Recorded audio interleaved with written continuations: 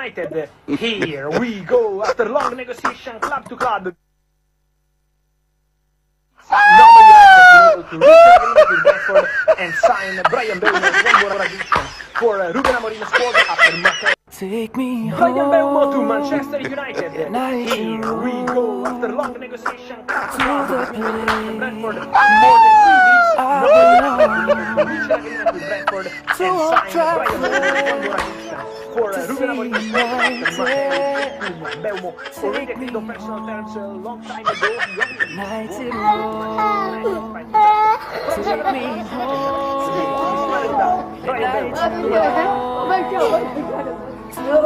Brian Beumo to Manchester United. Here we go after long negotiation, club to club between Man United and Brentford. More than 3 weeks, Normal United has been able to reach an agreement with Brentford and sign Brian Beumo as one more addition.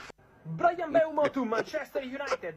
Here we go after long negotiation, club to club between Man United and Brentford. More than 3 weeks, Normal United has been able to reach an agreement with Brentford and sign Brian Beumo as one more addition for.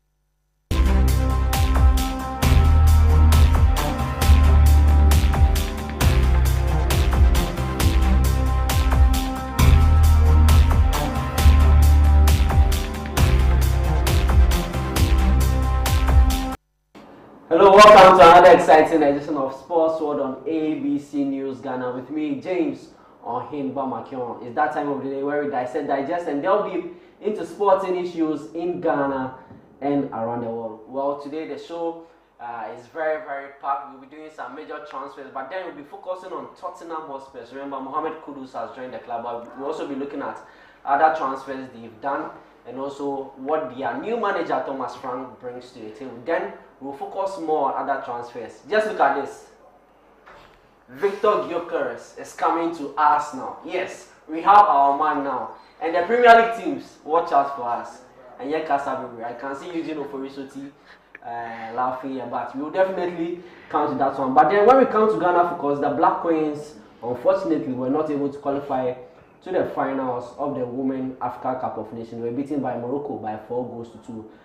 We do some sort of conversation here, look at the reason why they were not able to qualify to that particular final. But remember, they're playing the third and fourth game on Friday, where they'll be locking horns with South Africa. Remember, they played in the group stages, and let's see whether they will be able to beat them this time around in the third and fourth. Remember, the show is an interactive one, so when we open the phone lines, you just have to call in and also share your comments on everything that we will discuss here. Today I wouldn't be doing this alone. I'll be doing this with EUGENE SOTTIE and our man Abel Frames Jr., a women football expert, who will be delving deep into some transfer stories and also some women football. We go for a breather. When we come back, the show continues. Stay tuned.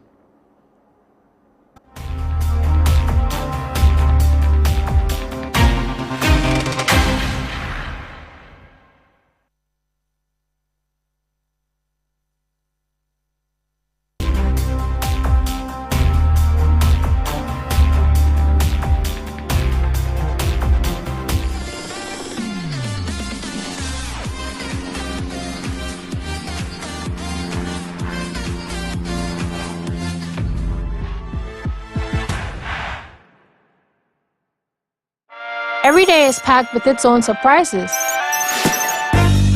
You never know which thrill is around the corner. Feel good. Feel good. Or how it will play out.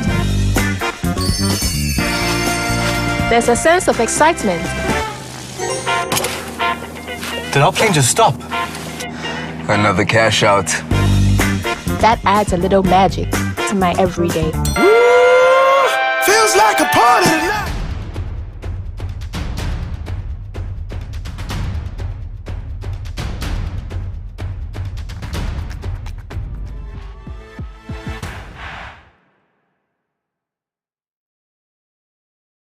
This is a call to you.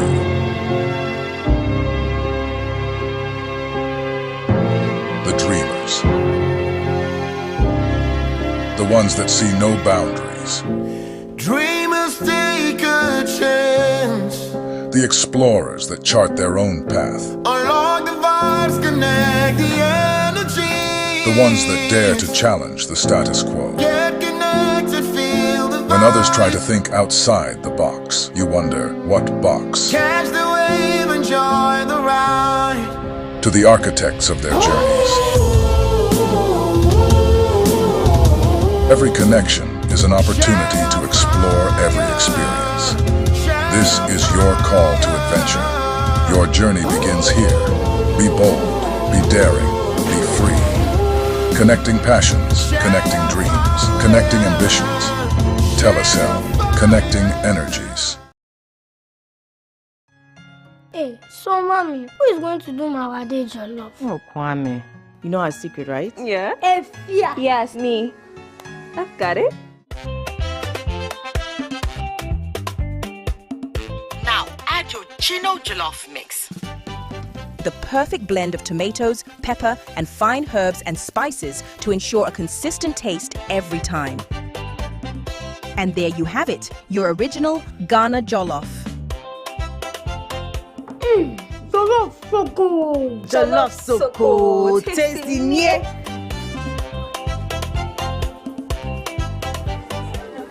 What is going on here? Enjoy jollof the Ghana way. Gino jollof is made with the perfect blend of tomatoes, pepper, and fine herbs and spices to ensure a consistent taste every time. This advert is FDA approved.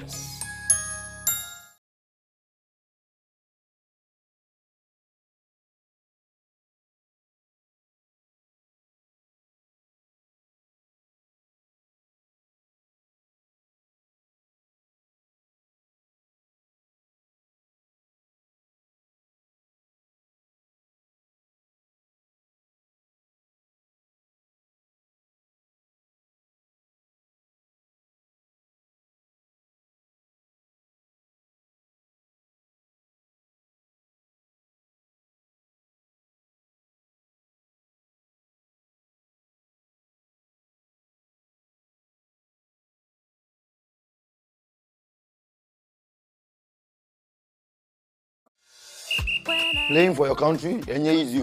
Scoring, easy. Avoiding injuries, easy. Winning, easy, Charlie. But you know what be easy now? Kivo 4-in-1 Gary mix. Easy. It gets everything inside. Gary, creamer, sugar, roasted granules.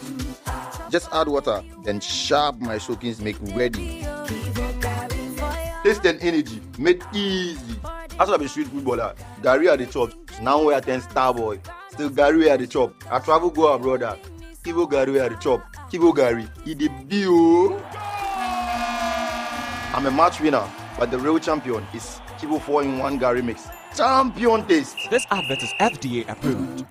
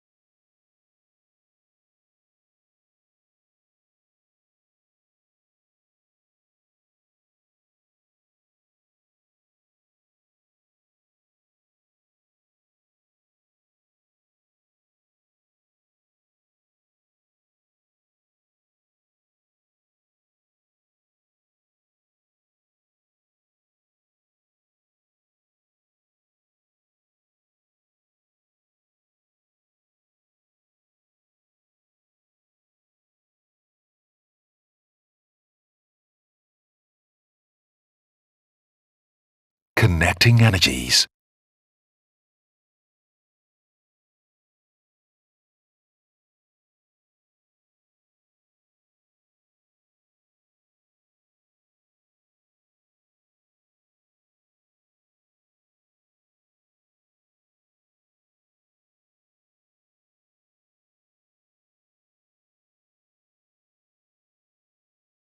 Show off your best skin this Harmattan with Nivea Nourishing Cocoa Body Lotion with 5-in-1 Complete Care. The deeply nourishing formula prevents your skin from drying out with precious cocoa butter and deep moisture for smooth and healthy looking skin. Love your skin this Harmattan with Nivea Nourishing Cocoa 5-in-1 Complete Care. This advert is FDA approved.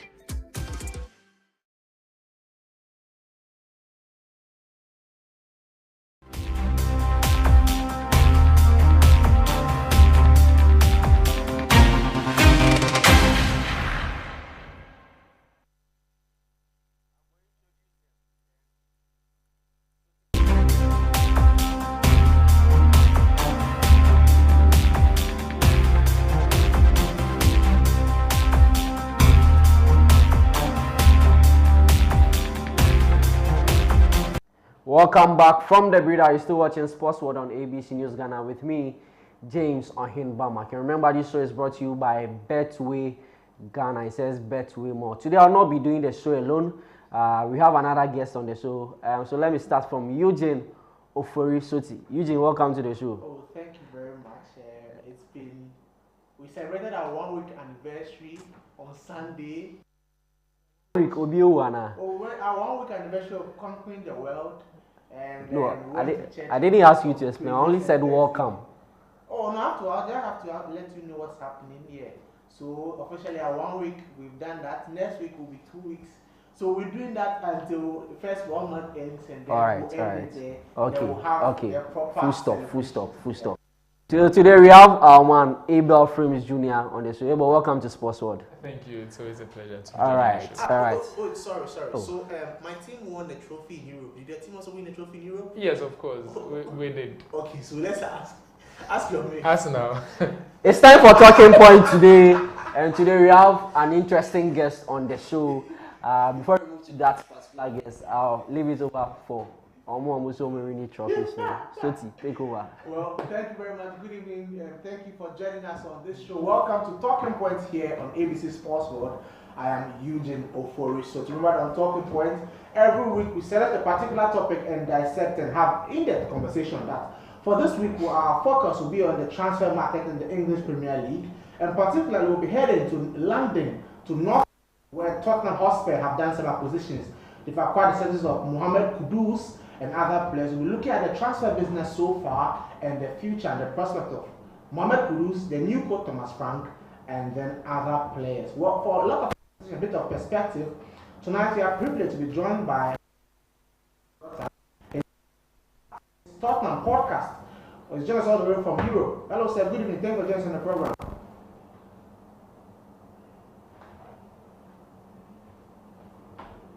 Well, what he said, but it's always it's.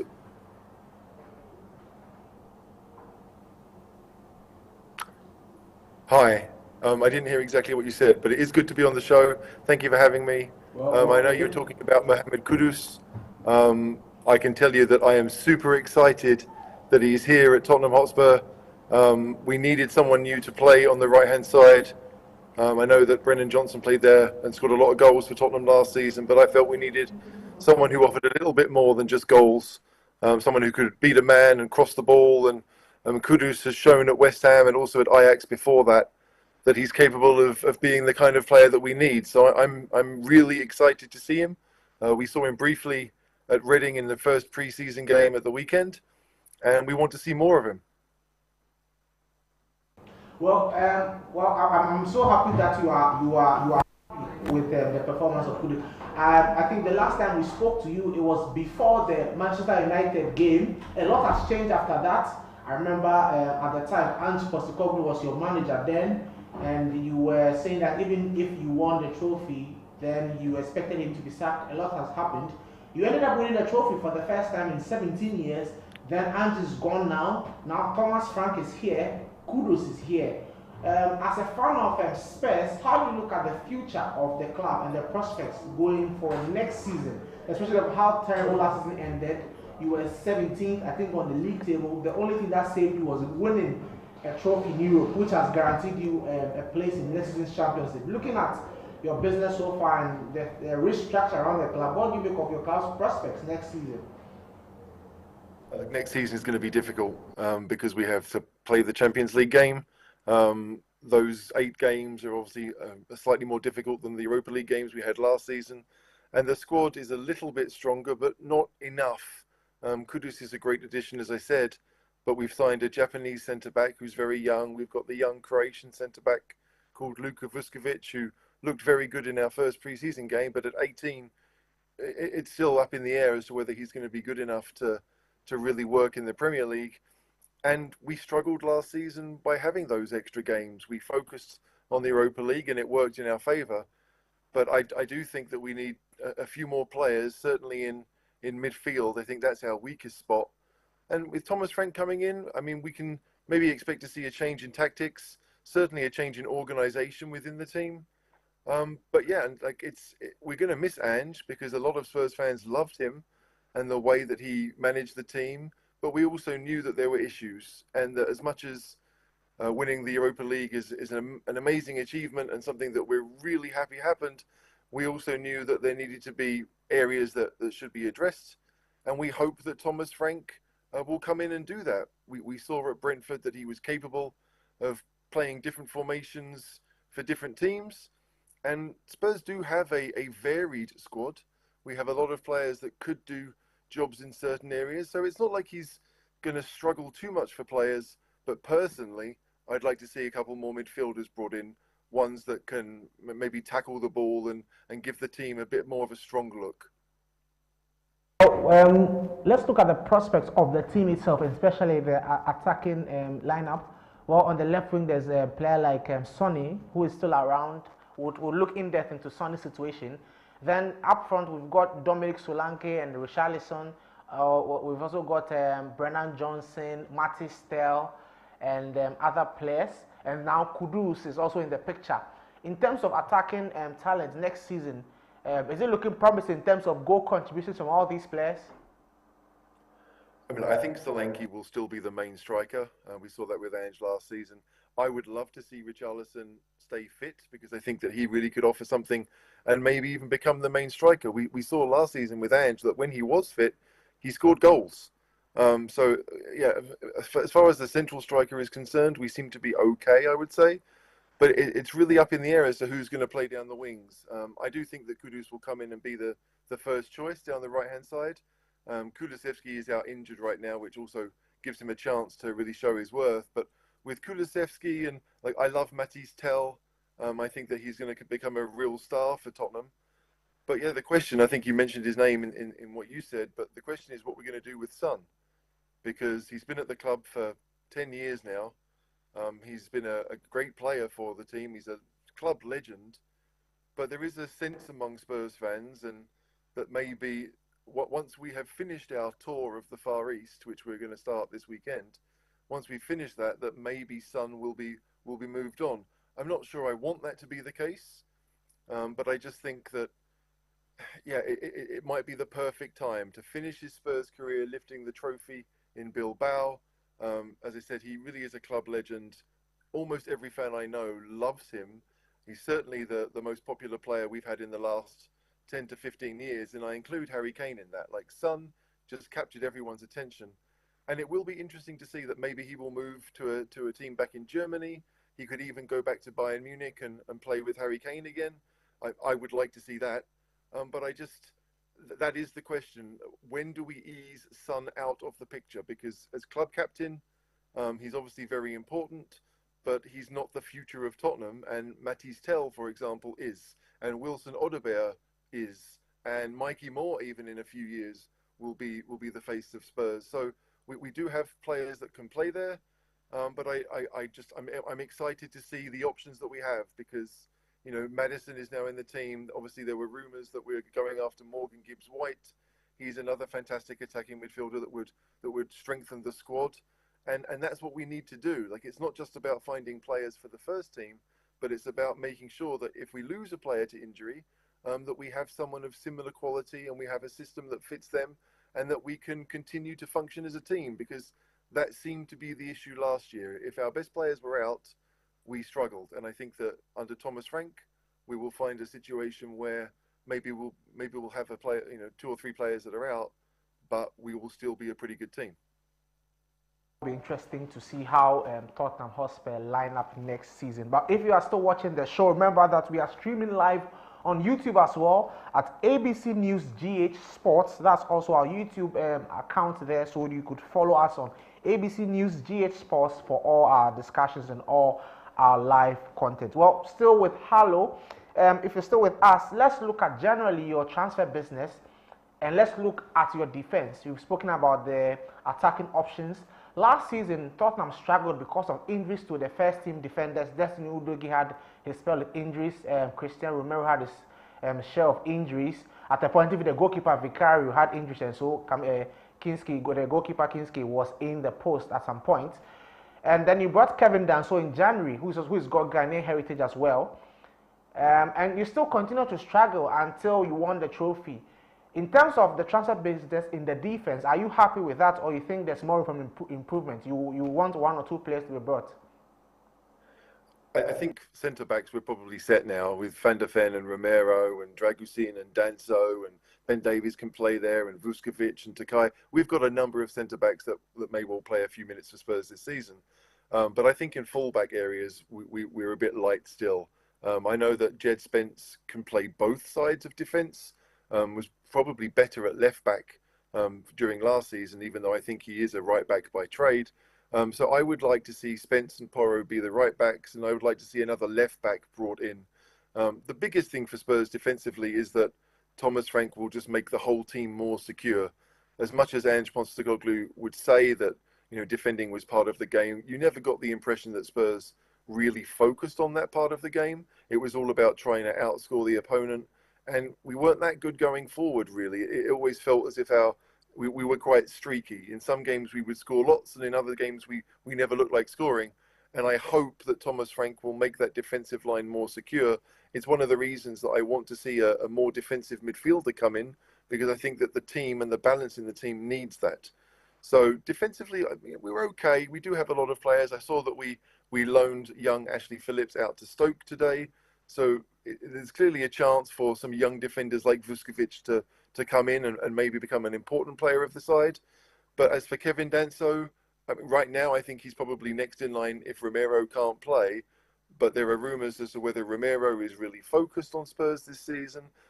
I don't think that we are going to sell him, because I don't think anyone's going to pay the money that our chairman would like. But for Van der Ven and Romero to be our first choice, Porro will play right back, and then the left back, maybe Udogie, and maybe someone new. I mean, as I said, I do want to see another left back brought into the squad, because I think that if Udogie is out, I don't really want to play Jed Spence out of position or Archie Gray out of position. I want to have a specialist left back to come in and strengthen things. I'll ask you, my next question will be a 2-in-1. You spoke about Radu Dragusin. He came under a lot of scrutiny, especially when Van der Ven went off injured and Kuti Romero was also out injured. So it was him and Kevin Danso. And there was a lot of talk about his performance when he was under pressure. Do you trust in his abilities for next season if injuries set in again? And then we also look at the midfield. There was talk about Bissouma leaving the club. What do you make of your midfield, the midfield talents you have at the moment, and whether you are in with this players for next season? Okay, I mean, as I said, Spurs have a lot of players. Defensively, Dragusin, I don't think was helped by the way that Ange Postecoglou wanted to play football. I think Dragusin is much more of an old school defender, quite happy to stand on the edge of his box and head everything away, and his positioning is good, and I'm pretty certain he's captain of Romania. So he's not a bad player. I just don't think the system for Ange really suited him. Danso may well be something similar. I mean, I've seen Danso play a lot for the Austrian national team, but he's never really been first choice there. So, but defensively, we do have players, I think, that can play a system that Thomas Frank wants. We've seen Thomas Frank play certain games with a back three. We've seen him play with a low block, and these are systems that probably suit Dragusin a bit more. But mentioning Bissouma, Bissouma as a midfielder only has 1 year left on his contract, and I think for a club, as much as I like Bissouma as a player, the club need to be trying to find a new team for him, so we can get some money in, and that we can use that money to maybe strengthen the areas that need to be strengthened. I have nothing against Yves Bissouma. I just think it's, in this case, more of a business decision. And sadly, that goes, the same is true for Rodrigo Bentancur, who personally is probably my favourite Tottenham player. But with only 1 year left on his contract as well, we have to either convince him to sign one or convince him to go somewhere else, because we can't run the risk of these players leaving next summer for free. I understand that they may want to do that. Spurs have had a few players. Reguilon was this summer's example of players who have been at the club a long time and just leave on a free. Bryan Hill would be another one if he's allowed to leave next summer. So with Bentancur and Bissouma, who both played in the Europa League final, I'm pretty certain both started the Europa League final. If they do go, we will need to find a replacement. And in my opinion, maybe a different kind of midfielder. I've seen us linked with the Bayern midfielder, João Palhinha, who used to play in the Premier League for Fulham. To me, he's the type of midfielder that we need, someone whose job is basically to win the ball and pass it on. We don't expect him to do much more than that, but he provides solidity to that midfield, stability, and things that Spurs just haven't had for, a number of seasons. It's not just under Ange that we struggled in this area. We haven't had a proper defensive midfielder since maybe Victor Wanyama was in the team, and that's almost 10 years ago. So that's kind of what I want to see. But it's rough. I would love to see Bentancur sign a new deal, but I just don't think he's going to. And if that's the case, then Spurs probably need to try and find a new home for him, one that he would be happy with. Because if they're not committed to Thomas Frank long term, and they're not committed to the club long term, then Spurs need to find options. Because the rest of our team is still pretty young. Van der Ven is only 23, 24. So we've got some players in the club that will grow with age and will get better with time, and we need to find other players so that team can grow together. That's what we saw with Spurs 10 years ago when we were very good. We had a team that grew together and played with each other for 2 or 3 seasons before it really clicked. And Spurs are only really missing a couple of youngsters to make that happen. That's at least that's how I feel. And so midfield really is a big worry for me, that we can't go into the new season with the same players that finished last. Well, that's an interesting take there.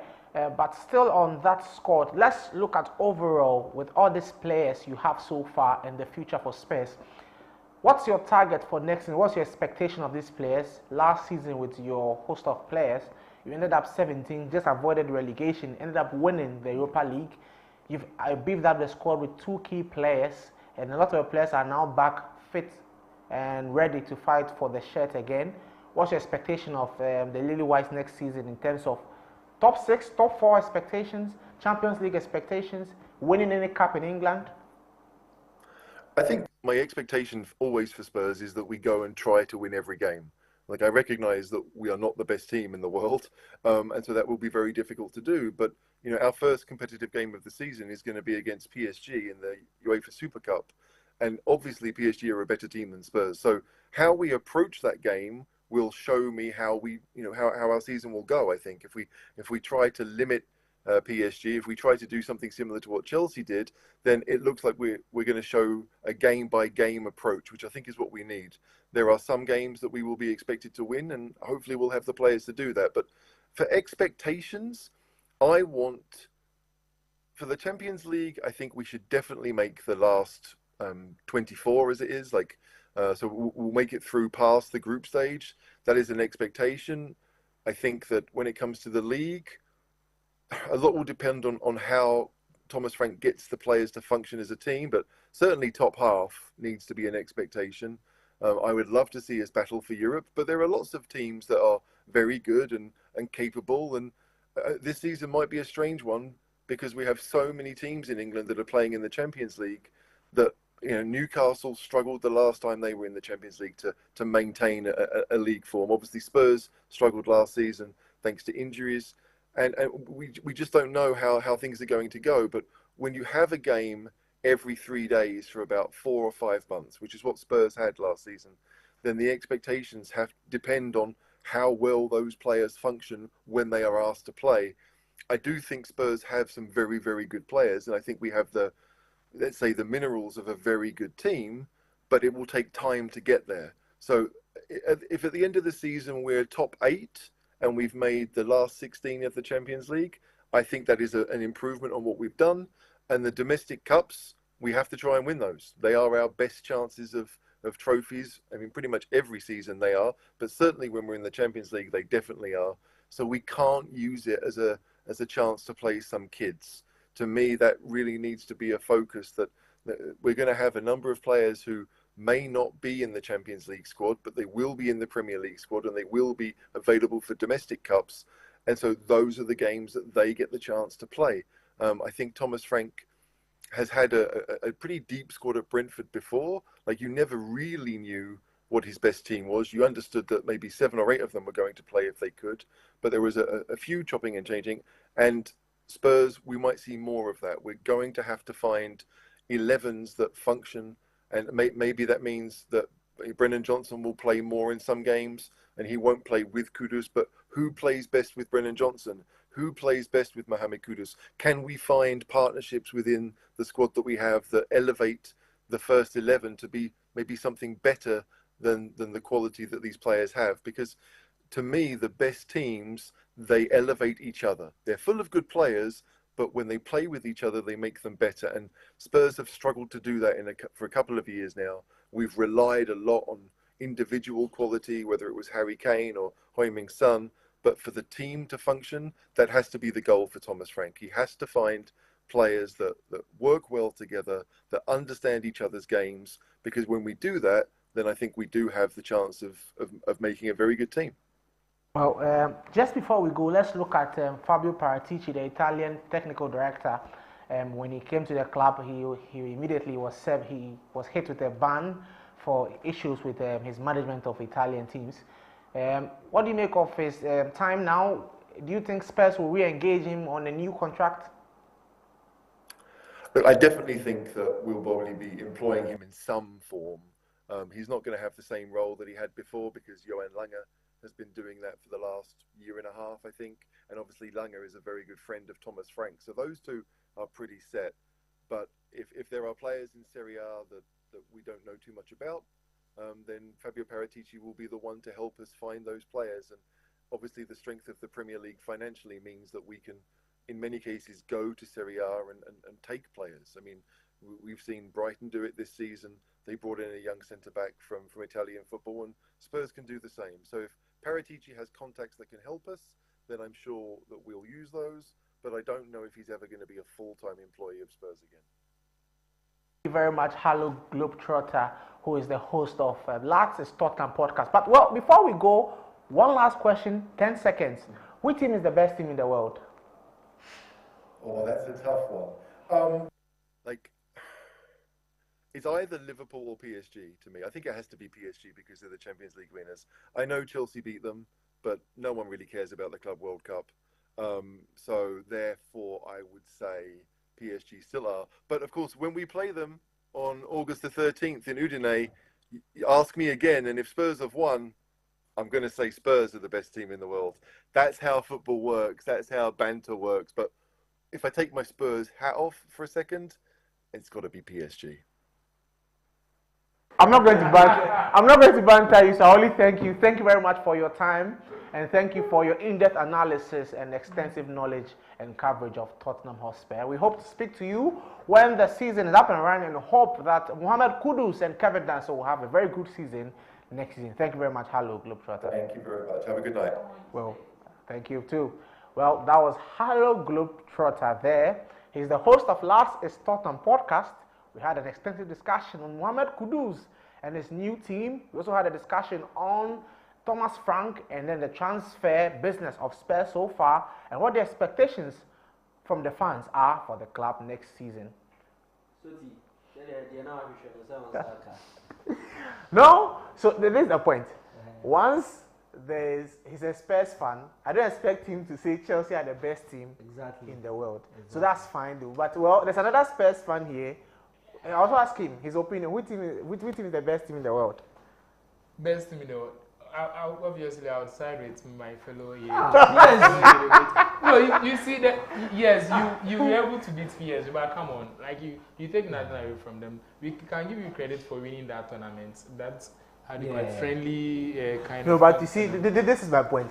Even when Chelsea won the Champions League in 2021, nobody in the world wanted to admit that Chelsea was the best team in the world. So in my view, what should Chelsea do to become the best team in the world? What should Chelsea do, is saying? You don't get me. So his argument is PSG won the Champions League. So that makes them the best team in the world. Of course, they are. When Chelsea won the Champions League, the whole world didn't want to admit that Chelsea was the best team in the world. So what should Chelsea do? It's never true. So Chelsea was the best team in the world in 2021? No, they were the best team in Europe. Exactly. Okay. All right, so on that note, let's move on to other topics. So let's move on to some major transfers that have been done so far in the transfer markets. Remember, the transfer window was closed. Some parts were closed for the Club World Cup to go on, but other teams were also doing businesses around. Now it is fully open where teams are able to buy players into their team to augment their squad ahead of the upcoming season. So first of all, let's start from our first player on the list. Let's talk about Mbeumo to Manchester United. Let me go to Abel. Is it a good signing for Manchester United?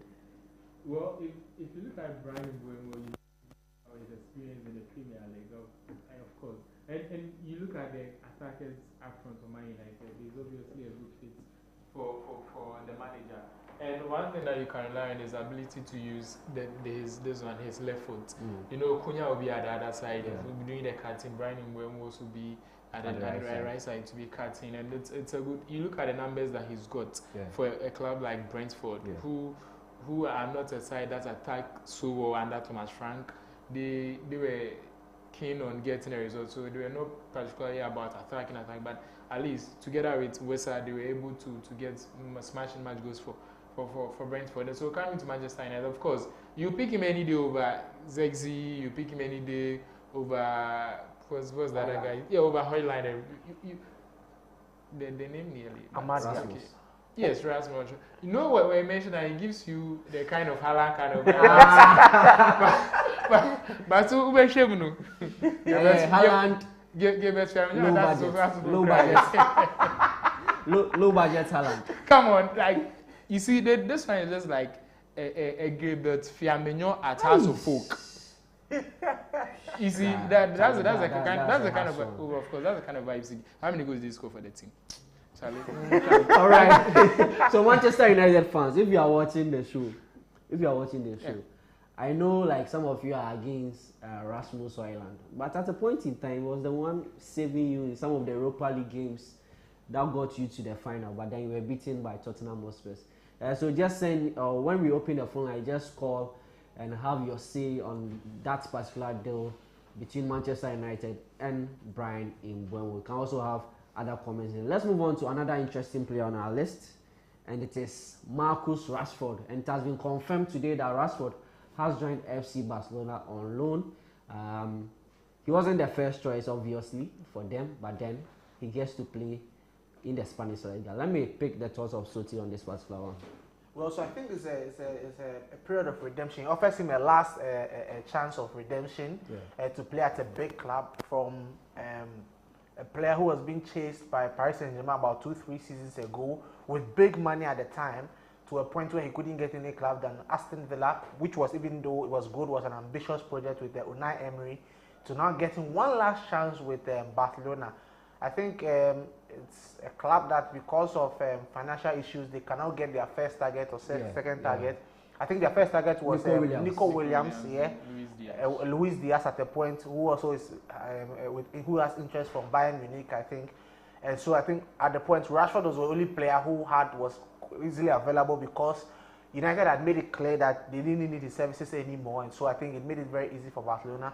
So it's a good opportunity for both. It's a mutually beneficial relationship, and so I would want to expect a lot more from him. So now Lamine Yamal on the right wing, he on the left wing, and then Lewandowski also there. I don't know where that leaves Rafinha in the grand scheme of things. Or does it mean that Rafinha will start and Rashford will come from the bench? I think there are a lot of questions to be answered. Or does it mean there's a change of formation where Rafinha is now in number 10? Yeah, so if you look at the Brazilian setup, even before Carlos plays, when Carlos, you see Rafinha barely plays at the flank, so he drifts into centrally.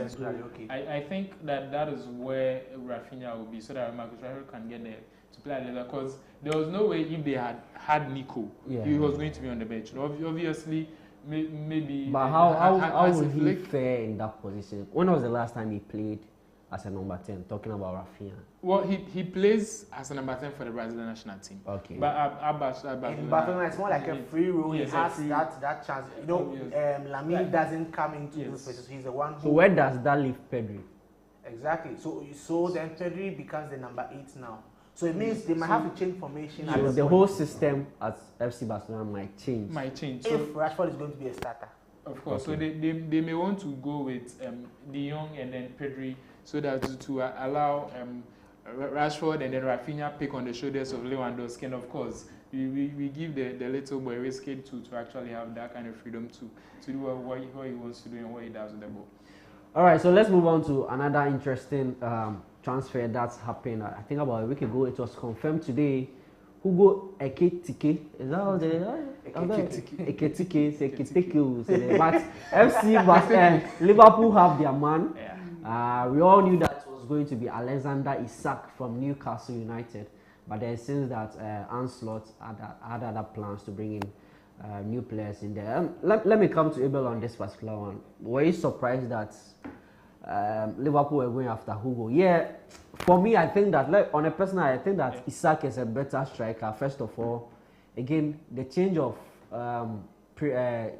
league for the player coming from the German Bundesliga come to play in the Premier League. Is he going to adapt that very quick? Because if you compare these two players between Isak and this, I think Isak would have adapted more. But on the flip side, I also took a look at the numbers that Hugo gave Frankfurt last season. Yeah. It is a bit higher than Isak in terms of, if you take away goals, in terms like chances, but in terms of assists, chances creation, in terms of all the attacking options, if you take out just goals, he was in there, or he was better than Isak. Probably that was why Slot went in for. But were you surprised? And just what do you think about the transfer? Is he going to start because already Nunes is also there? Well, it's actually, had it not been for Liverpool, I think there are other top teams who would have obviously tried to get his signature. Now, if you look at his numbers, and from PSG, where he couldn't just live up to expectations, he had to move on to go and find players where could. And last 2 seasons, he actually delivered at Frankfurt, especially last season where he was their best player together with Mamouche. Even when Umar Mamouche left, he still carried on the team too. And if you look at him, of course, Liverpool had Isak as their first target. But let's go back a bit. Before Isak joined Liverpool, he was at Sociedad. People had that doubt. Yeah. He came to the Premier League. At the first season, we didn't see him well because he had a few injuries. But he still gave us 20 goals. He still gave some crazy numbers. And then we've seen him the subsequent seasons after. Now, if you look at Ekitike, you look at Isak, what's their difference? It's like Ekitike is just Isak 2.2. Similar, yes, it's similarities in terms of stature, physique, ability. That I would disagree. No, in terms of, he made a contest. So in stature, physique, ability. They look like ability, no. So stature, physique, yes. Ability, okay, so no. Wait. So ability, of course, he's a young guy. It's going to be a new league for him. And we've also had this one, how we've seen how strikers from the Bundesliga actually struggle in the Premier League. Some ending up having to play as midfielders. There was the Joelinton. He had to end up playing. Yes, they actually struggle. But for Hugo Ekitike, looking at the team that it's going into, Liverpool. You know, Liverpool needed someone to carry off a bit of duty of Mohamed Salah. At a point where they had Bobby Firmino, Mane, they were also scoring.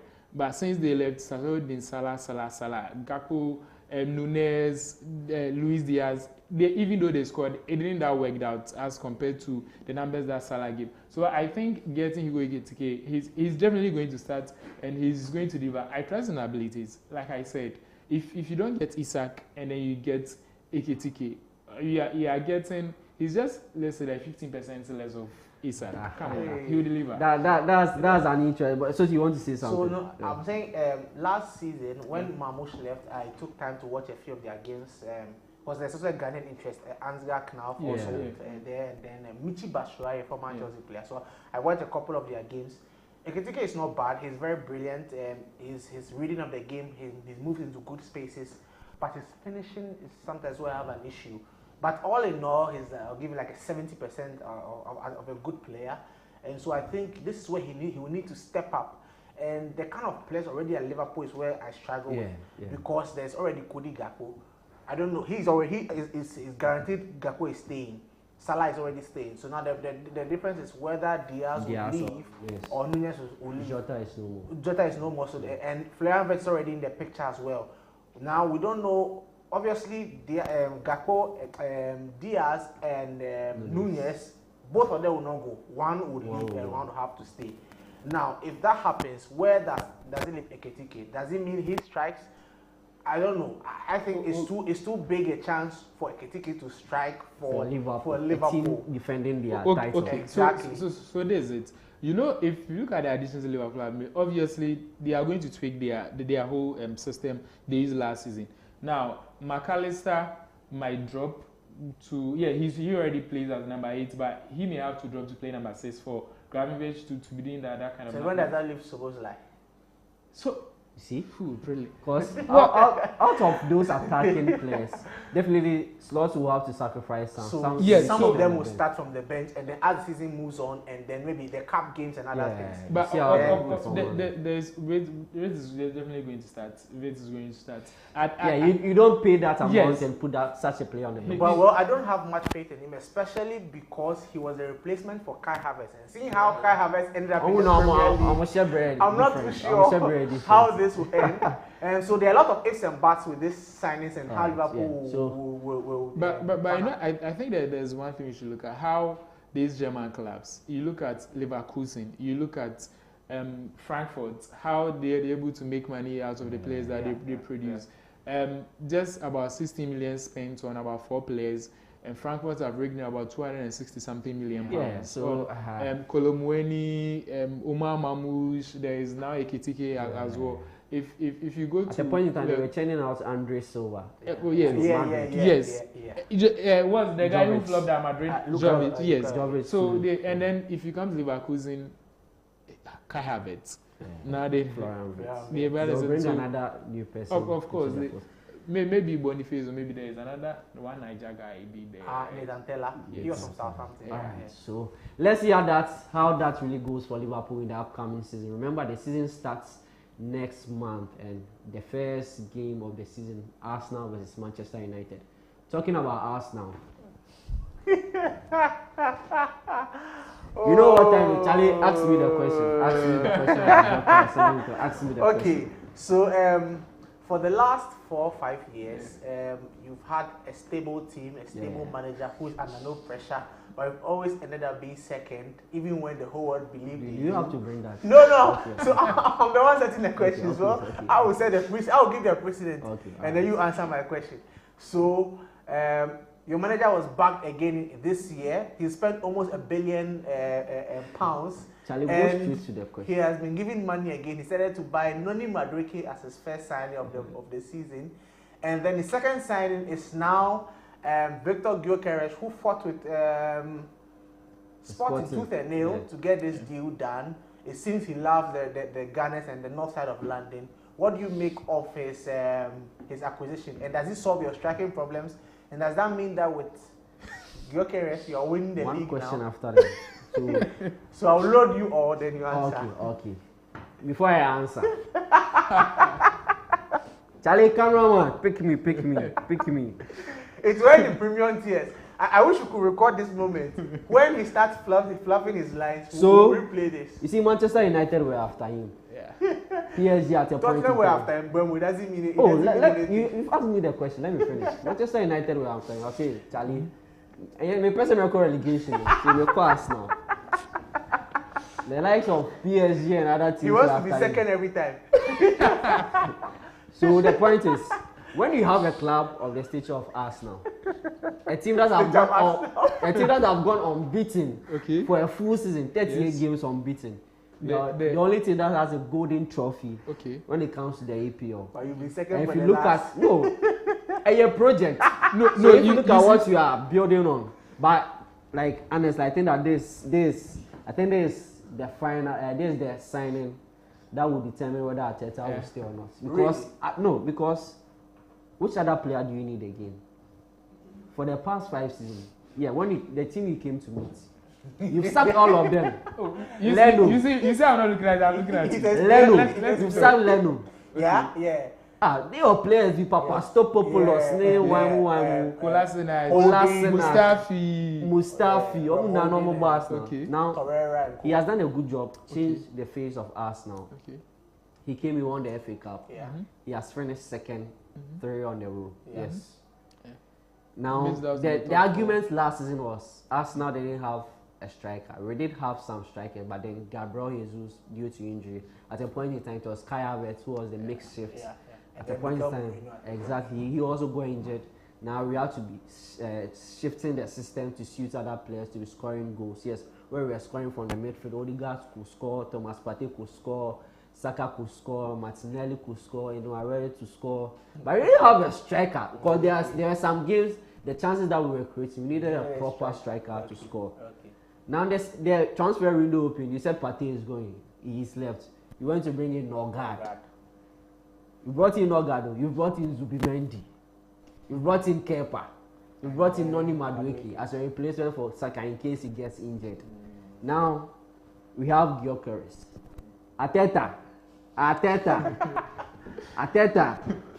Cameraman, put it on me. Arteta. This is your last season if you don't win the trophy. So actually, when I'm looking at managers to be sacked, in the first 2-3 months, my pick is Mikel Arteta, and then the Brentford manager. Amarendi. Amarendi will leave it. As for him, he's in a league of his own. But my question to you will be that what does this leave Gabriel Jesus if now you are saying Saka is already on the left, Martinelli and whoever Trossard on the right on the left, and then Saka is on the right, Madueke deputizing. What does that leave Gabriel Jesus? Obviously, Gabriel Jesus knows his place in the team already. Oh, really? Because if you are bringing a player of the caliber of Gyökeres, like he's the main target for us now this transfer window. So he's the one. So you've got your target now. He's the one definitely going to start. If Gyökeres is a prior, maybe a Gabriel Jesus will have about 1 minute B. So no have about 2 minutes B. But then Gyökeres is our player who is going to start for this particular one. So I think that he'll be a bench warmer. Gabriel Jesus, why you be? I'm asked now. But Gyökeres is in one more time. Oh, no, so that will be interesting. So what would be your expectations of Arsenal? So we spoke to the Spurs guy. He says a top half finish, so maybe from 1st to 10th.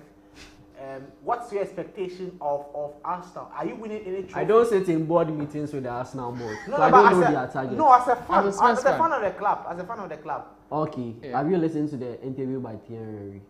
No, when he was also asked the same question on the podcast? No, I haven't listened to his. Yes, we are progressing. We finished second. Okay. Now we have our man.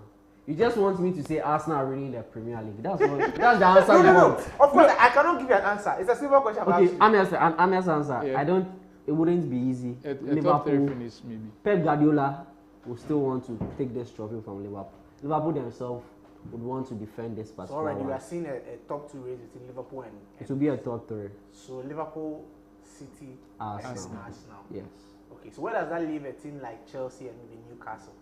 Now Newcastle, no. Okay, so where does that leave Chelsea in the whole picture? Chelsea won't go relegation. Chelsea won't go relegation. Oh, okay. That's interesting. Then I'm hearing you are being linked to a player like Mosquera. Christian Mosquera is one of the players that, like, medicals are done. It's just just for the announcement to be made, and that's all. He's currently part of the squad, but officially not part of the list. I think that it provides a debt because Tomiyasu is gone. He might be leaving. Remember, Thomas Partey at a point in time was even playing as a right back in that, so it will give Ben White. Remember, Ben White is originally a right back, but because of some of he's been deployed as a centre back, so it gives Ben White to come to the right back to play his original position. Now, in the centre back position, we already have Gabriel in there, we have William Saliba in there, and also the left back we have Calafiori, we have Zinchenko. So he's a backup. Already we have Jacob Kivior in there who can also play as a centre back and also a left back. So team no accepted. So well, let me move to your fellow North London neighbours. They seem to be you see the team here he has assembled. So in almost every position there's a player to deputize. As a Spurs fan, looking at your first North London derby, where you will be having Victor Gyökeres and Saka, Madueke and others, what do you make of the Arsenal team for next season? Well, Arsenal has built a good team. You know, for the past years, what Arsenal has been lacking, it has been a correct centre forward, a proper centre forward, if I should say. And then you look at the past years, Oba left, Lacazette also left. They failed to replace these guys. Now, if you look at the signings and the Arteta so far, will you believe that Arsenal has spent much more on goalkeepers than how much they spent on forwards? Yeah, I know that. So like they about a difference of about 9. That's why I gave Arteta the warning. And so they spent about 200 and something plus on defenders, midfielders also have their with goalkeepers. So actually they needed someone, and there's no way you wouldn't get anybody than Gyökeres. Now he's had a stint in England before, even though he was at lower size. At least at Coventry, where he scored about 40 goals in 90 games, averaging close to 0.5 goals per game. So he's paid his dues. Now there's one thing that he has up to that. If you look at, even though he was in a different league, different competitions, now if you look at the players that are forwards in the Arsenal team that actually progress the ball, Gyökeres had a more ball progression than all the forwards in the Arsenal team. So it's another thing that he has up to the team. Look, he just blazed with goals. He has pace, technical ability, and he's good in set pieces as well. Get across in, whether attacking wise, defensively, he's that man who can help the team. And so for Arteta, like Jane said, I think he's just bought himself an extra pressure. The whole world knew you needed a striker, but yet Arteta went on spending money on defenders, spending money on midfielders. Now you have the striker. If he's not able to deliver, I'm sure the guys at Arsenal will be thinking of, come on, if you've had enough, let's just kick you out if you're unable to deliver. And this is the season. Unfortunately for him, Ancelotti is also adding up to the team that already won the league. Pep Guardiola is also rebuilding. So it just gets tougher for him. But of course, when you'll be yes. So this is how we end the transfer discussion here. We go for a breather. When we come back, Ghana Focus.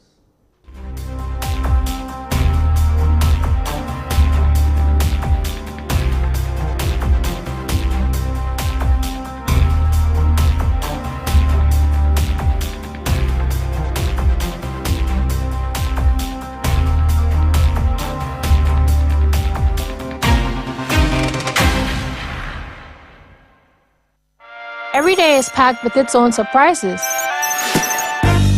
You never know which thrill is around the corner. Feel good. Feel good. Or how it will play out. There's a sense of excitement. Did our plane just stop? Another cash out. That adds a little magic to my everyday. Woo! Feels like a party tonight. Playing for your country, easy. Scoring, easy. Avoiding injuries, easy. Winning, easy, Charlie. But you know what be easy now? Kivo 4-in-1 Gary mix. Easy. You get everything inside. Gary, creamer, sugar, roasted granules. Just add water, then sharp my soakings make ready.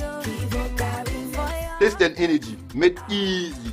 As I be street footballer, Gary at the top. Now we attend Starboy. Still Gary at the top. I travel go abroad. Kibo Gary at the chop. Kibo Gary, he the bio. I'm a match winner, but the real champion is Kibo 4-in-1 Gary mix. Champion taste. This advert is FDA approved.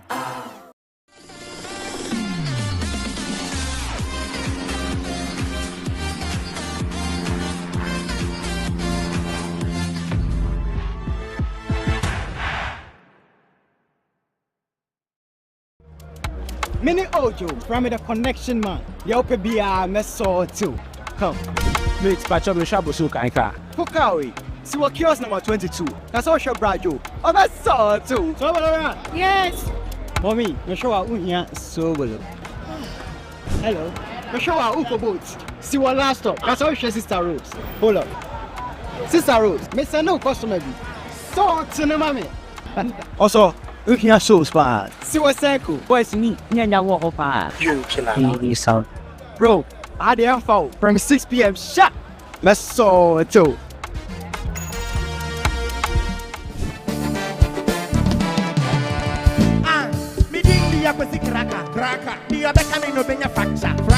When we connect our energies, great things happen. Connect to a world of amazing and endless possibility with Telecell. Telecell, connecting lifestyle, connecting passions, connecting dreams. Telecell, connecting energies. Hey, so mommy, who is going to do my weekday jollof? Oh, Kwame. You know our secret, right? Yeah. Efia. Yes, me. I've got it. Now add your Chino jollof mix. The perfect blend of tomatoes, pepper, and fine herbs and spices to ensure a consistent taste every time. And there you have it, your original Ghana jollof. Jollof so cool. Jollof so cool. Tasty nye.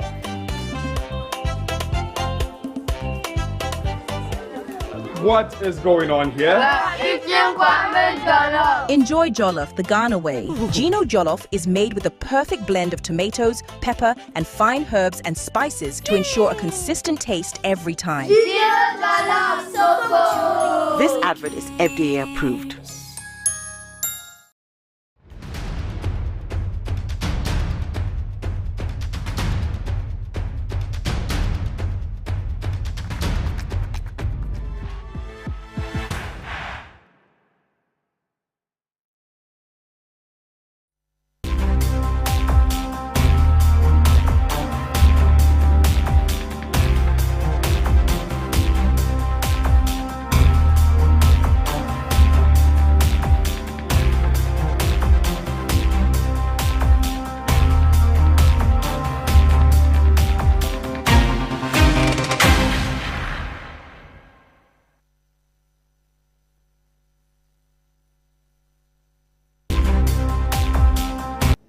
Hello, welcome back from the breeder. You're still watching Sports World on ABC News Ghana with me, James OFORI. Now we are coming home where the Black Queens of Ghana failed to qualify to the final of the Women Africa Cup of Nations. But before we delve deep into the discussions, we spoke to some fans about how they felt about the game that was played yesterday, where Ghana failed to qualify to the final against Morocco. But before we play that particular video, remember this show is brought to you by Betway Ghana, and it says that the scratch and win is back with a bank, and they are sharing 9 million Ghana cedis. All you need to do is to log in to betway.com.gh. Just select some games. You can bet on football, you can bet on tennis or any other sports you like, or any other casino game. Then from there, you have the opportunity to indulge in their scratch and win promotion. Then they'll also be giving you free flights, free money, and also other exciting prizes. All you need to do is log on to betway.com.gh. So let's have that video area take where Ghanaians shared their opinions on the Black Queens. Welcome to another exciting edition of Area Take on ABC News Ghana. You are watching Sports World, and my name is James OFORI. Today our question is very, very simple. The Black Queens of Ghana failed to qualify to the final of the ongoing Women's African Cup of Nations in Morocco.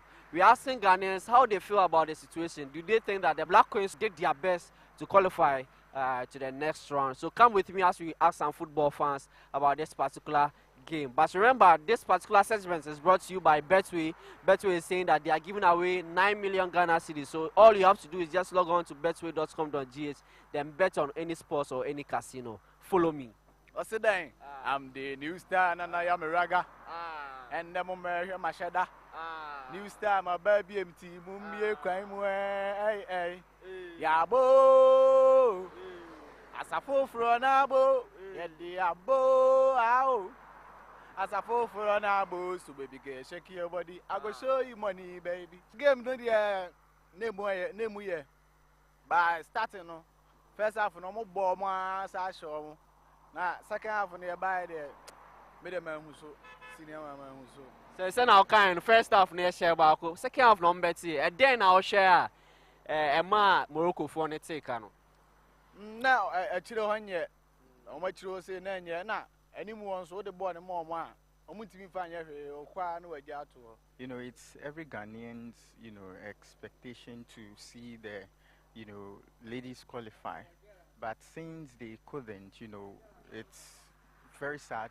It's bad. But I think they did well in how they played and everything. You know, so I think, you know, it's sad we couldn't qualify, but you know, kudos to them. They did well. Okay, so on Friday we are playing against South Africa in their 3rd and 4th place. At least, what are you expecting them to do? Do you expect that at least they win a bronze medal? Oh yeah, I think so. I think they have to, since they couldn't, you know, play the 1st and 2nd, you know, place. I think when they take the 3rd position, it's cool, and we'll be grateful. So I mean, I expect the one day last year to take close, but Charlie, if you give you back. No, there I know when I rise back. She go dribble. Where you will rise back? I don't know what the coach talk and where she go dribble. It being cause you. Where she should now go play penalty. The penalty you say you go fit catch. And junior bro self go fit catch. Small baby ball.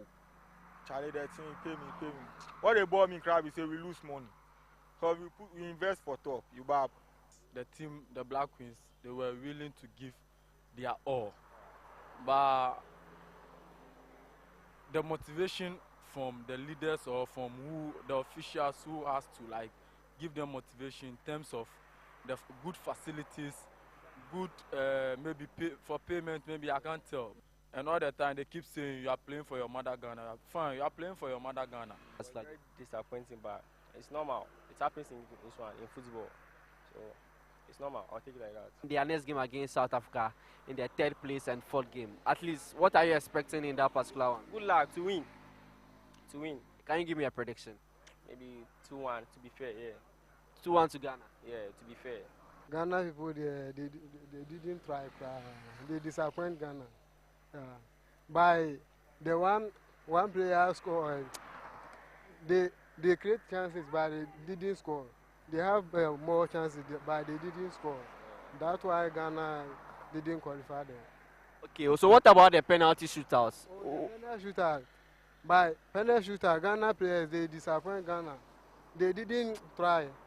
But yesterday, I didn't see all the penalties. Okay. So, though Ghana didn't qualify to the final, we are going to play 3rd and 4th game against South Africa.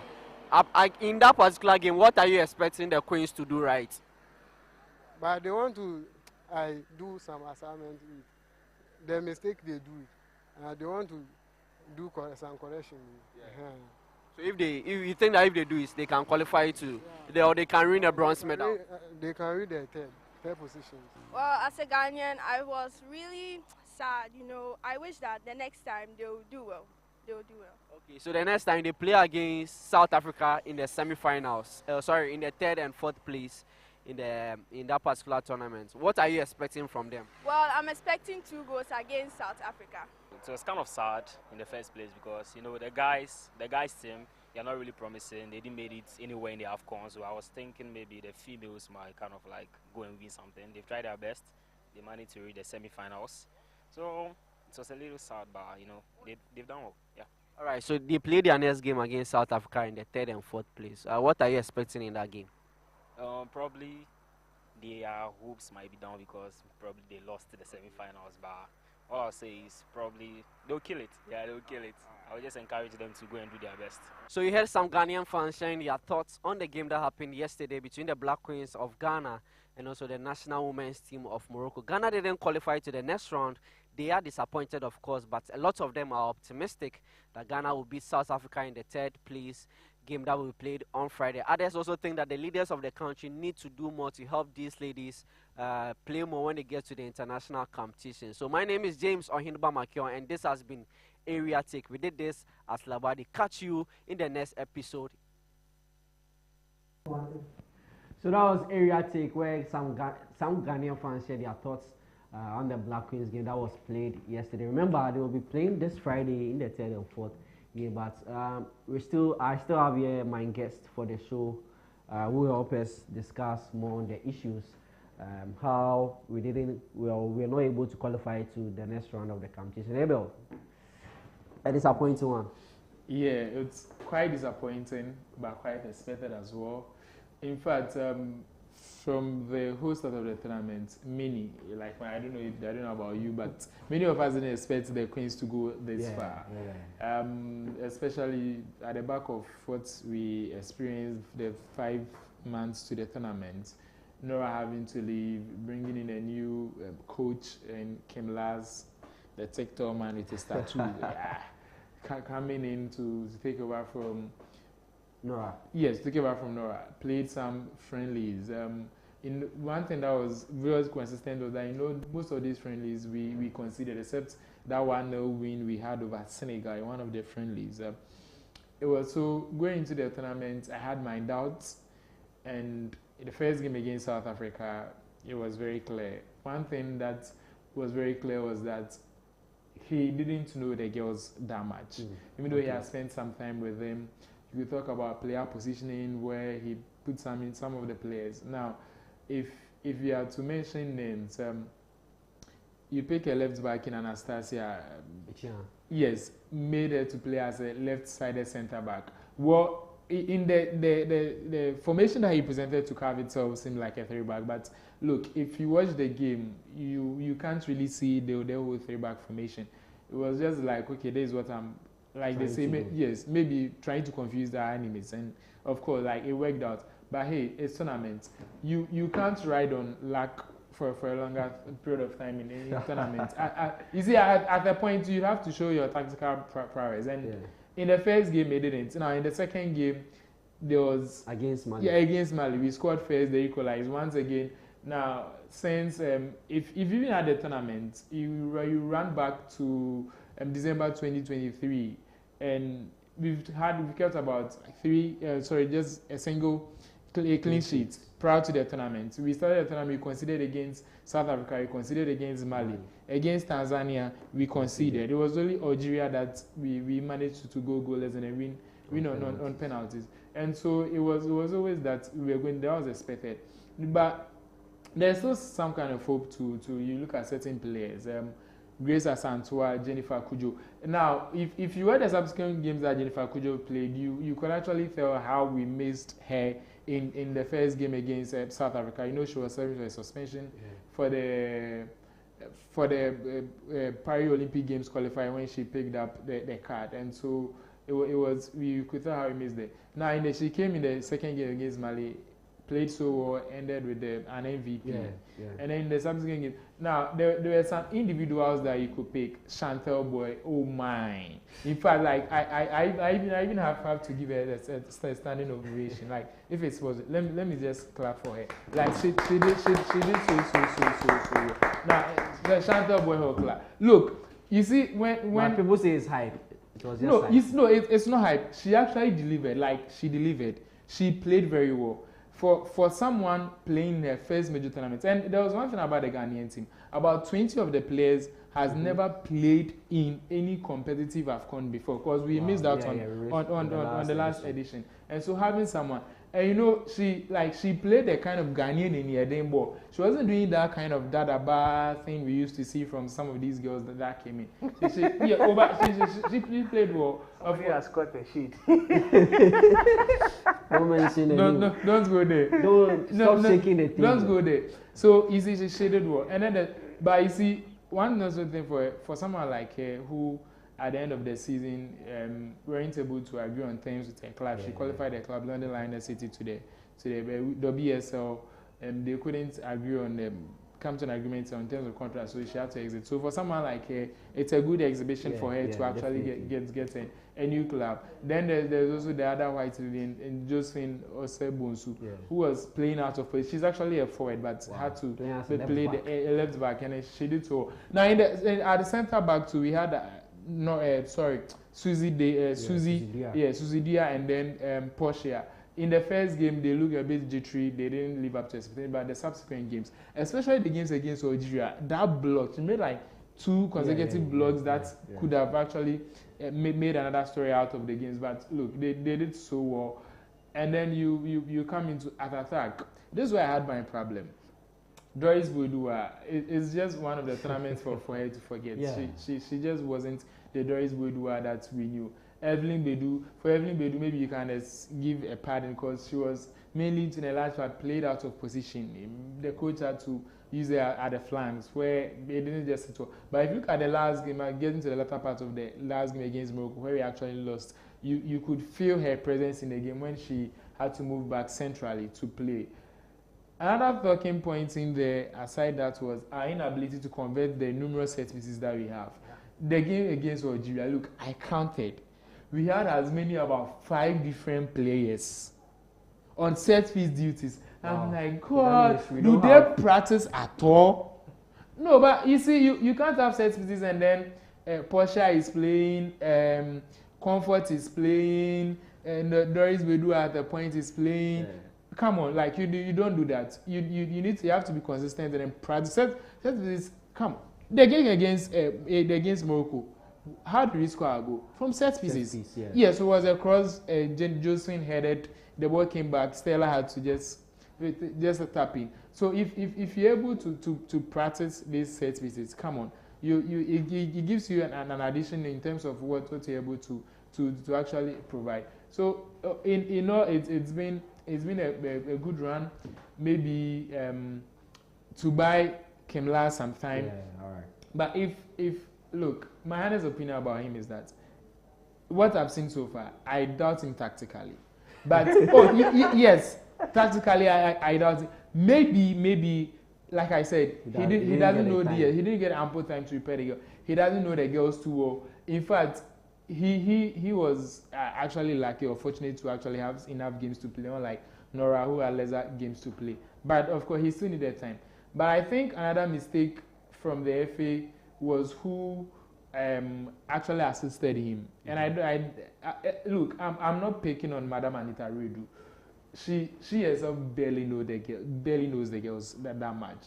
And so I was expecting that they would have picked someone who is much more closer to the girls, who actually knew the girls. On the team. There's a, come on. Legend, who is the kids manager in the team? No, but you see,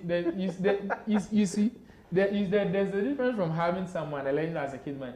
We are talking about someone who knows the girls, someone who is able to ask.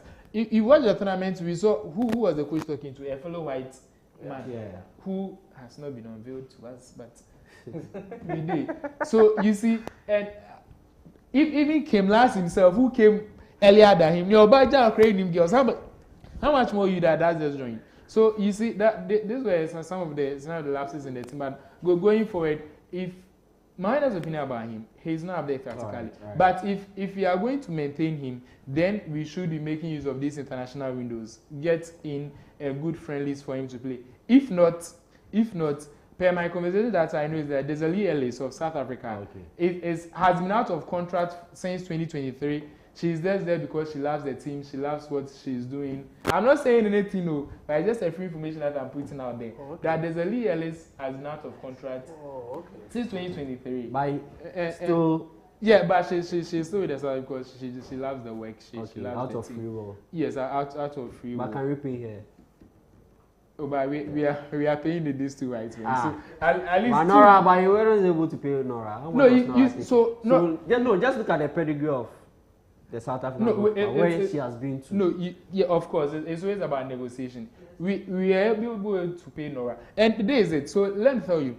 So you see Zambia. So Zambia has an MOU. The FA has an MOU with the sports ministry. So actually helping, in paying the coaches. Maybe at the back of this brilliant performance by the Queens, we can have that and bring in a top manager.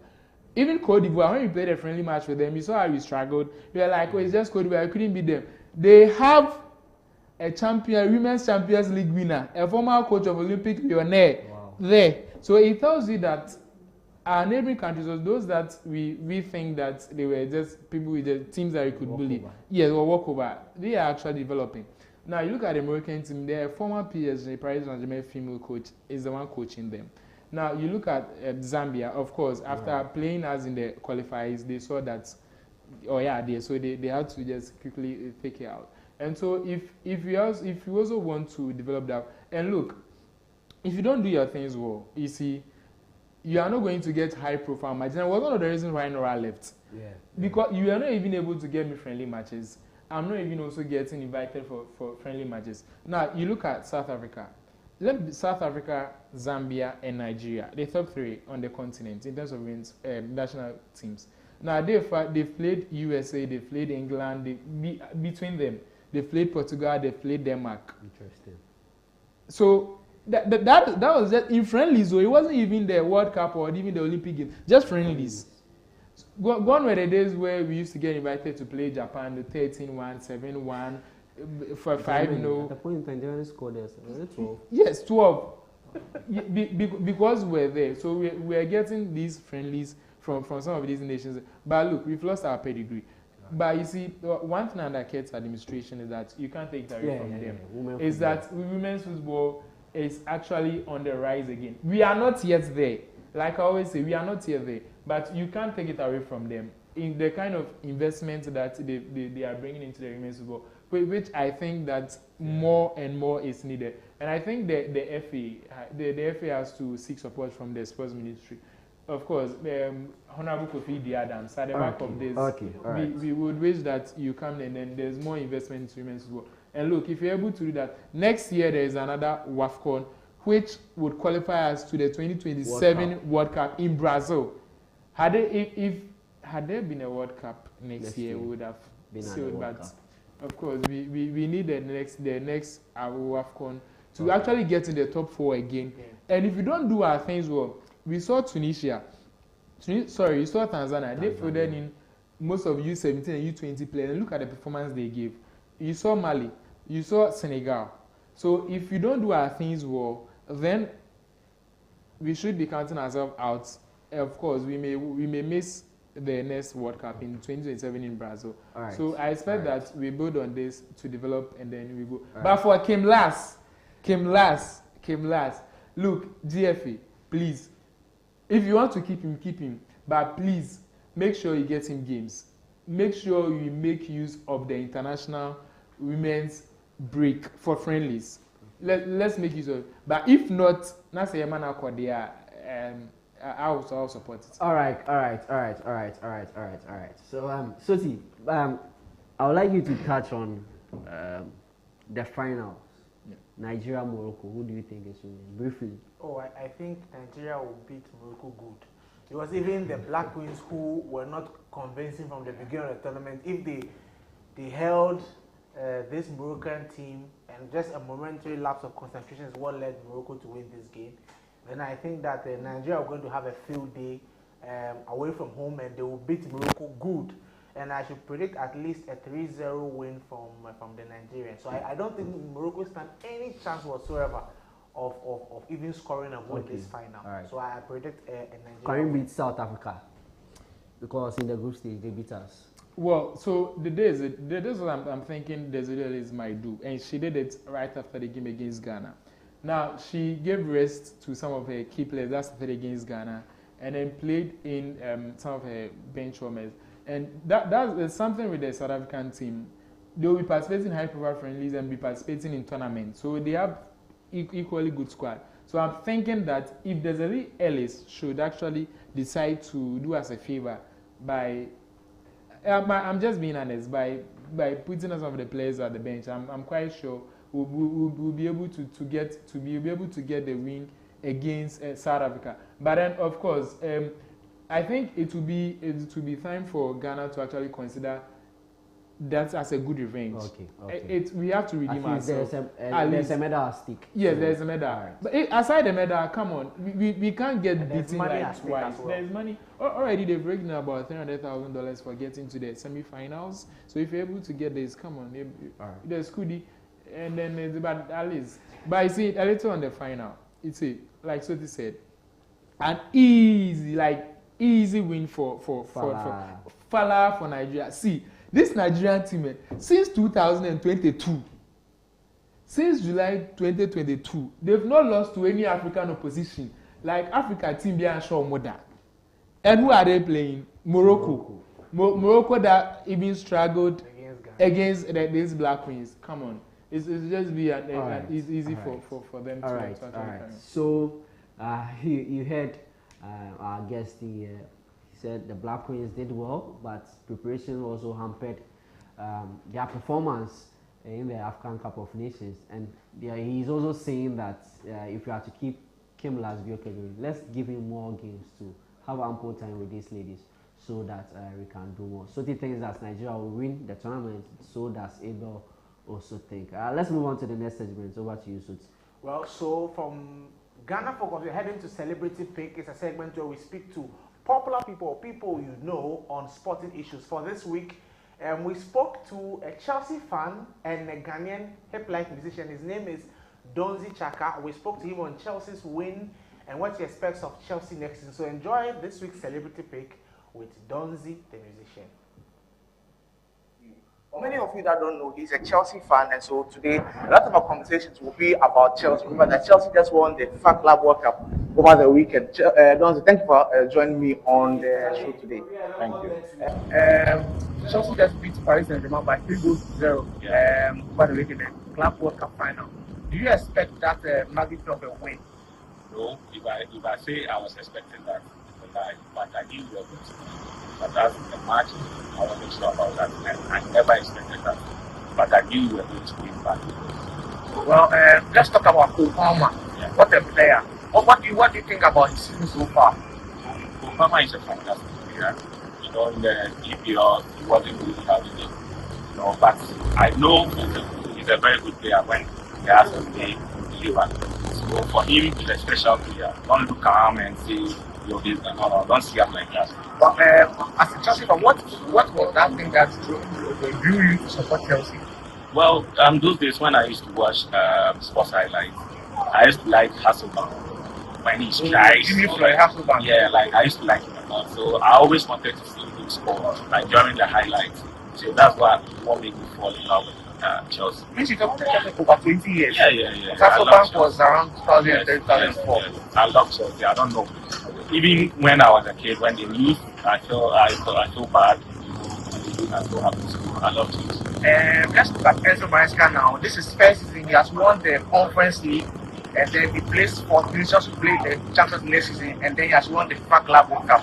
What do you think about him as a coach? He is now starting his first job. This is his second job actually.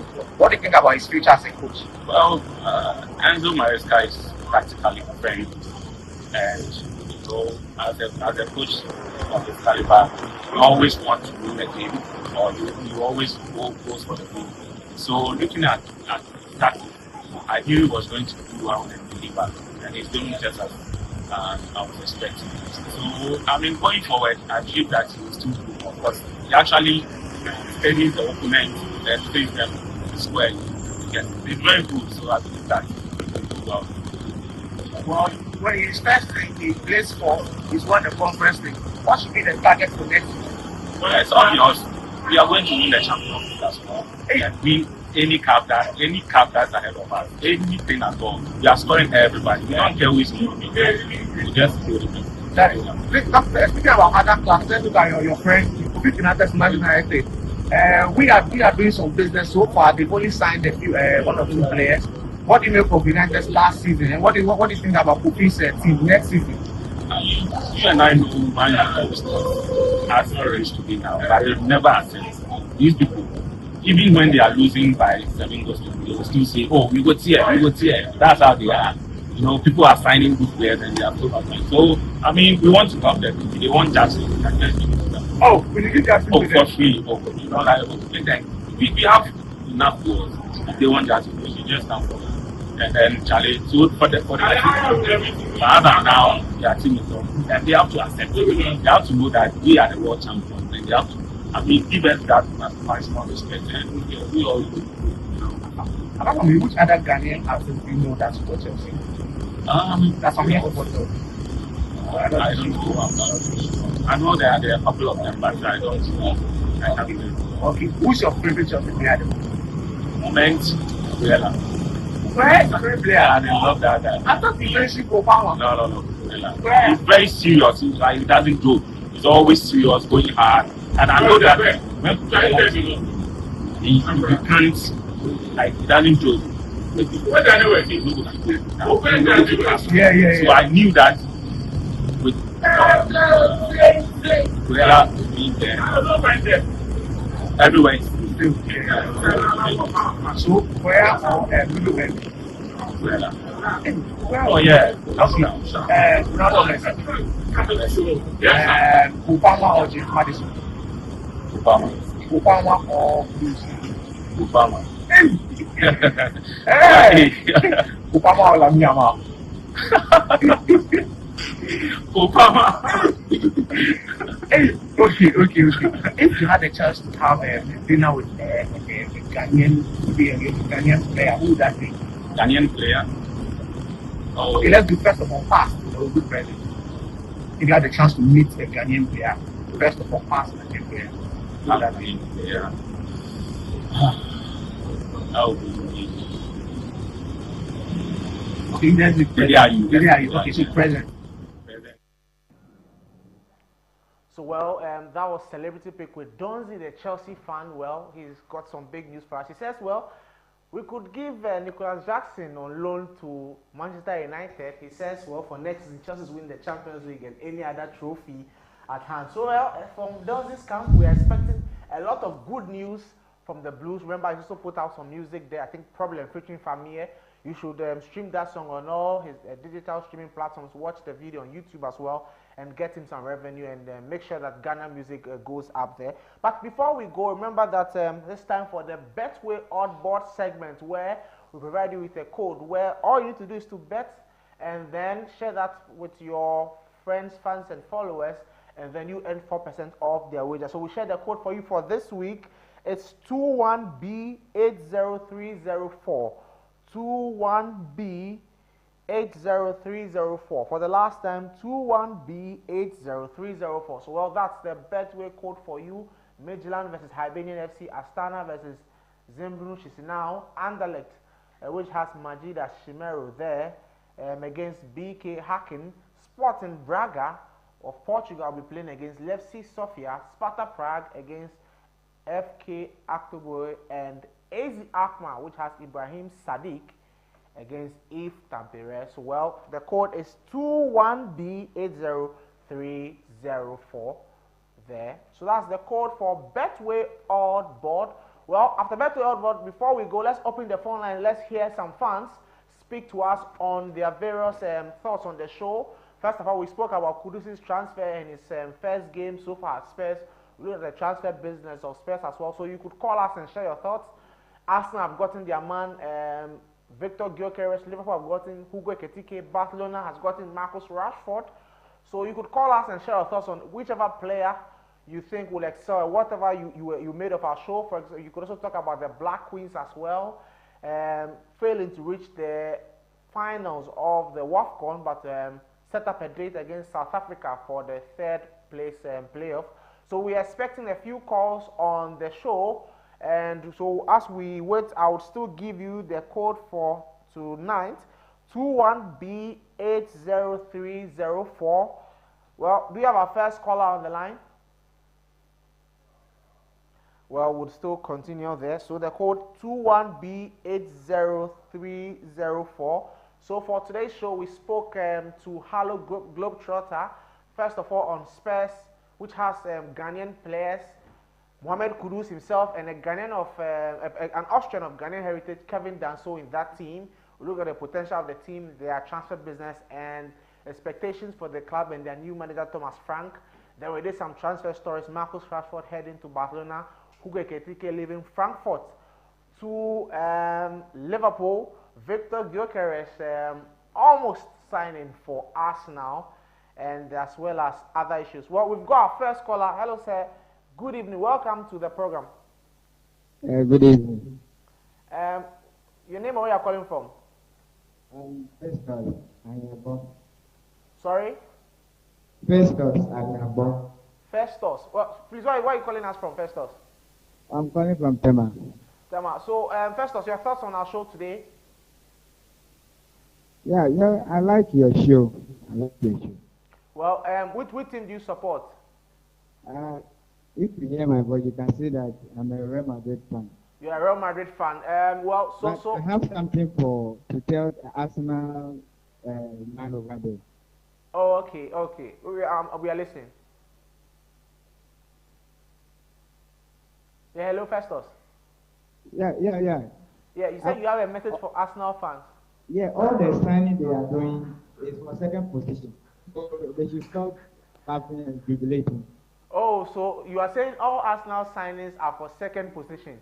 So you don't think it will they will amount to anything next season? Oh no. Second position.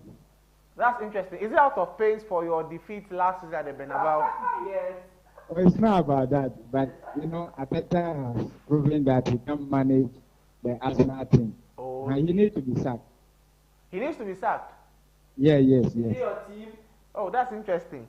Your team. Well, thank you very much, Festus, for calling us on the show. Very interesting thoughts. A Real Madrid fan, but with a lot of verdicts on the Premier League. He says that he expects Mikel Arteta to be sacked and Arsenal to be second. Well, thank you very much. We are way past our time. That's all time will allow us for on this show. Thank you very much to OHENBA MCKEOWN for joining us today, and also to our special guest, Abel Frims Jr., who is a Women's Premier League expert and analyst, as well as Tottenham Hotspur fan. Well, do you have another call on the line?